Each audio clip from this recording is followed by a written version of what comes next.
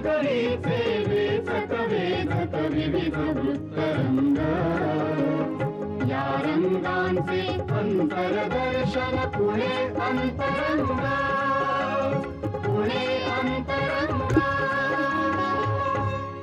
नमस्कार. पुणे अंतरंगमध्ये आपल्या सगळ्यांचं मनपूर्वक स्वागत. पाहूया या आठवड्यातल्या पुण्यातल्या काही ठळक घडामोडी. पुणे शहरामध्ये श्रद्धा, साधना आणि अध्यात्म यांचा संगम घडवणारा कार्यक्रम मोठ्या भक्तिपूर्ण वातावरणामध्ये पार पडला. पाहूया या कार्यक्रमाची एक झलक.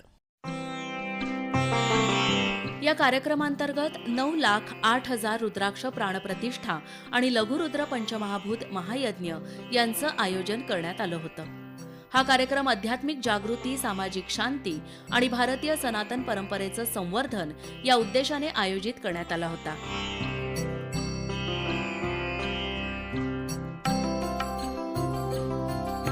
यावेळी पूज्य स्वामी कैलासपुरी महाराज बोलताना म्हणाले, हे जे होतं धर्माचं कार्य होतं आणि जे 1,08,000 रुद्राक्षाचं वितरण केलं पाटील साहेबांनी, यांचं कुटुंब मिळून आणि त्यांच्या सहकारी मिळून, त्या सगळ्यांना मी संपूर्ण त्याप्रमाणे त्यांच्यासह संपूर्ण पुणेवासी सगळ्यांना मी बधाई देतो. आणि आपला शेतकरी असेल त्यांनासुद्धा बधाई देतो आणि शहरी असेल त्यांनासुद्धा बधाई देतो. हे जे कामं केलेले आहे ते असं अवघड काम लवकर कोण करत नाही.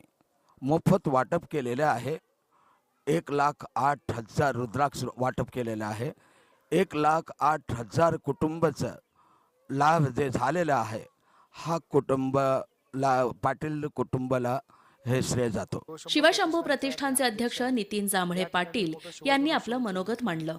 1,08,000 रुद्राक्ष फ्रीमध्ये मोफत वाटप, पंचमहाभूतांच्या साह्याने, अग्नीच्या साह्याने सिद्ध करून, त्याचप्रमाणे नक्षत्र नवग्रह शांती करून सर्व भागाचा या ठिकाणी संतुलन निसर्गाचं राखण्यासाठी यासाठी हवन करून सिद्ध करून या ठिकाणी रुद्राक्ष वाटपाचा कार्यक्रम केला. रिदम कला साहित्य अकादमीचे सह आयोजक महेश सोनावणे यावेळी बोलताना म्हणाले, बरेच जण असे बोलले की आमच्याकडे तर रुद्राक्ष आहे.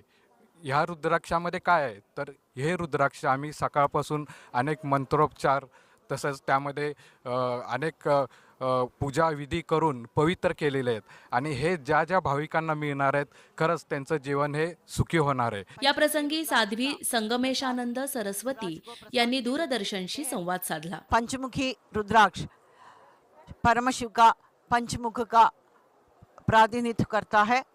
सद्योजातम, वामदेवम, अघोरम, तत्पुरुषम एंड ईशानम, ये पंचमुख का प्रतीक होता है. पंचमुखी रुद्राक्ष ये पहनने से परमशिव का, शिव जी का परिपूर्ण अनुग्रह लोगों को मिलता है. आने वाले साल बहुत कठिनता के सामना करना पड़ेगा हम ये भूमिवासियों को, मानवों को. ये सब कठिनाइयों को तरण करने के लिए, ओवरकम करने के लिए हम ऐसा हवन सब जगह पे भारत में करते आ रहे हो. ऋत्विक कुलकर्णी यांनी मनोगत मांडलं. आपल्याकडे अनादी कालापासून यज्ञ संस्कृती नांदत आलेली आहे आणि कलियुगामध्ये तिचा प्रभाव कमी झालेला असताना लोकांना याच्यात सहभागी करून घेणे, यज्ञ संस्कृतीची सवय लावणे, अगदी त्याच पद्धतीने या माध्यमातून गोरक्षण सुद्धा खूप मोठ्या प्रमाणावरती होतं. भाविक यावेळी आपल्या भावना व्यक्त करत म्हणाले, इथलं वातावरण पाहून खूप आनंद वाटला. एक मनाला यावं ते उत्साह वाटला आणि काहीतरी अजून काही करावं, समाजाकरता, जगाकरता, स्वतःकरता काहीतरी करावं की ज्यामुळे मनाला समाधान लाभेल, अशी इथे एक इच्छा निर्माण झाली.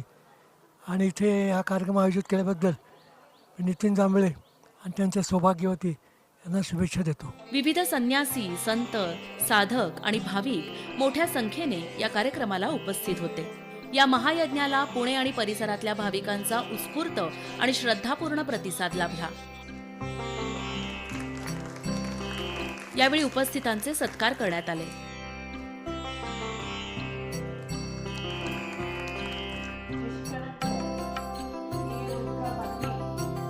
स्वामी माधव चैतन्य यांनी उपस्थितांशी संवाद साधला.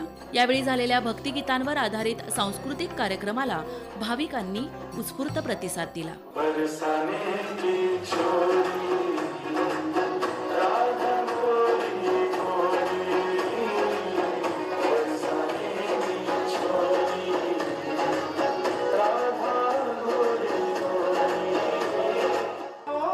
चंद्रेश्वर